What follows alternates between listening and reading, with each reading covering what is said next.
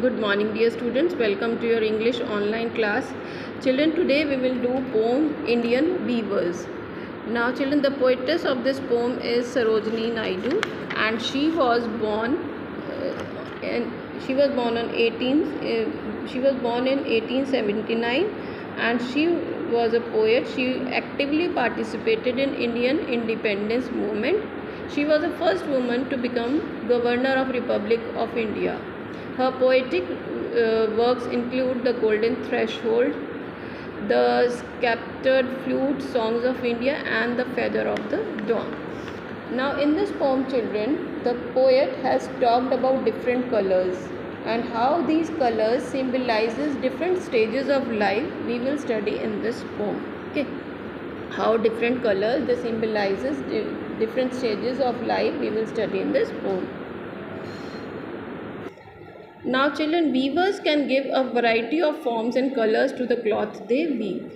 These forms and colors stand for different occasions and hence different emotions and experiences. Now, the cloth which the weavers weave, children, they can give it different colors and forms, and the colors and the forms which they give to the cloth which they weave, it depends on the occasion, on different occasion, on occasion of for which they are weaving it, and hence they express these colors express different emotions and experiences.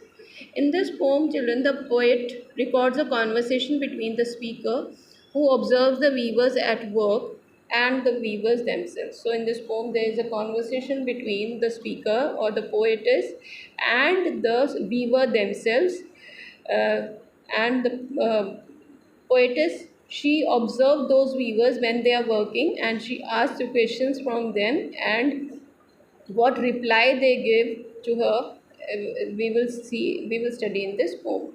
So let's begin the poem. Weavers weaving at break of day, why do you weave a garment so gay, blue as the wing of halcyon, while we weave the robes of a newborn child. Now, children, weavers, they are weaving at the break of day. Break of day means at the beginning of the day. Okay, means at during dawn. So the poet asks, the speaker asks the weavers that why they are weaving so happily, why they are so happy when they are weaving the garment. Okay, so she is curious to know. She is curious to know about the cloth which the weavers are weaving, as it seems to be quite special. At this, the weavers reply that they are weaving the robes of a newborn child. They are weaving the robes of a newborn child, and that's why they have chosen blue color for the robes, as the blue color, it symbolizes brightness, it symbolizes happiness, freshness. Okay, so when children life begins, it is full of freshness, happiness, and hope. So that's why weavers, they have chosen blue color, which is similar to the blue color of the wing of a halcyon. Halcyon means a mythical bird. Okay, so the color of this bird, children, mythical bird, is blue. Okay, so the weavers are saying that they have used blue color for the robes of a newborn child, which is similar to the blue color of the wing of a halcyon bird, and they have used this blue color because it symbolizes happiness, freshness, and hope. Okay, so in this stanza, children, this stanza describes the first stage of human life, which is full of freshness, happiness, and hope, and there is no hope, there is no place for sorrow at this stage. Now, children, when a child is born, the child has no worries. The child has nothing to do with the child has nothing to do with any issues of life. He knows only about his family, his food. He doesn't care about any worries of life, and that's why the weavers are weaving the garment uh, of blue color, which symbolizes happiness, brightness, and hope. Okay. Now see the next stanza. Weavers weaving at fall of night, why do you weave a garment so bright? Like the plums of a peacock, purple and green, we weave the marriage veils of a queen.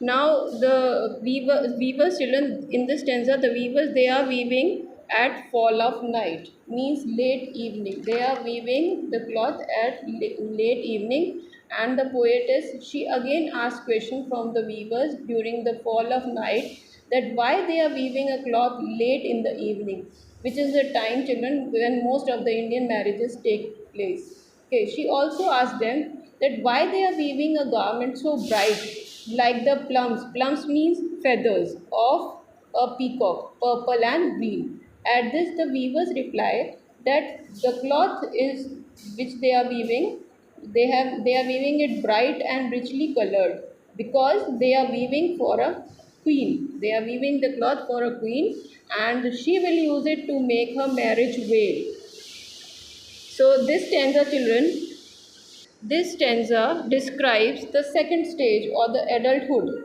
of life.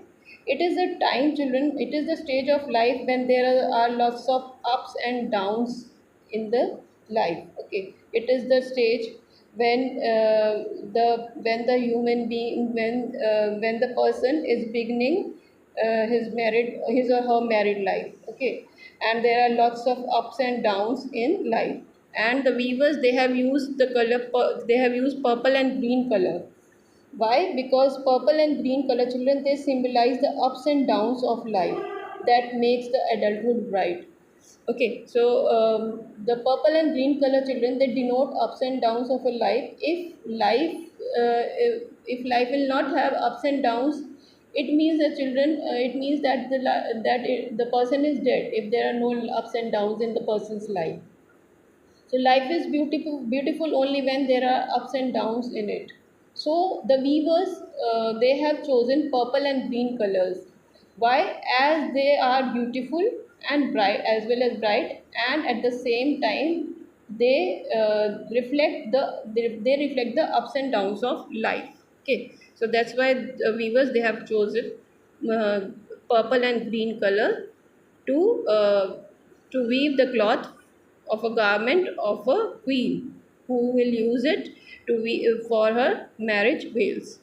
Now see the next stanza. Weavers weaving Solomon and still, what do you weave in the moonlight chill? White as a feather and white as a cloud, we weave a dead man's funeral shroud. Now in this stanza, children, the poetess has described the last stage of life. Now, children, you must have observed that when the weavers they were weaving a cloth for a newborn child, they were happy, cheerful, and when they were weaving a marriage veil, they were very concentrated. But still they were happy. But now they are solemn, means serious. In this stanza, they are serious and still, silent, and they are weaving in the late night. They are weaving something weird, strange in the dead of night, which is colorless and lifeless. So rather than asking why are they weaving, as the poetess has asked in the first two stanzas, she asked what are they weaving. She find what they are weaving. She finds it strange. So that's why she asked them the question that what they are weaving. At this, the weavers reply that they are weaving a shroud, which means a cloth which is used to put on the dead body. A shroud is a piece of cloth wrapped around a dead body. Okay, this represents the final. This stanza. This represents the final stage of human life. That the final stage of human life is death, which is lifeless and colorless, just as white cloud or a feather. However, the white color symbolizes eternal peace and calm that comes with death. So when the poetess she asked the weavers that what they are weaving in the moonlight chill, they replied that they are weaving a dead man's funeral shroud, okay, which is white as a feather and white as a cloud. Why they have used white color, children? Because it symbolizes eternal peace and calms that comes with death.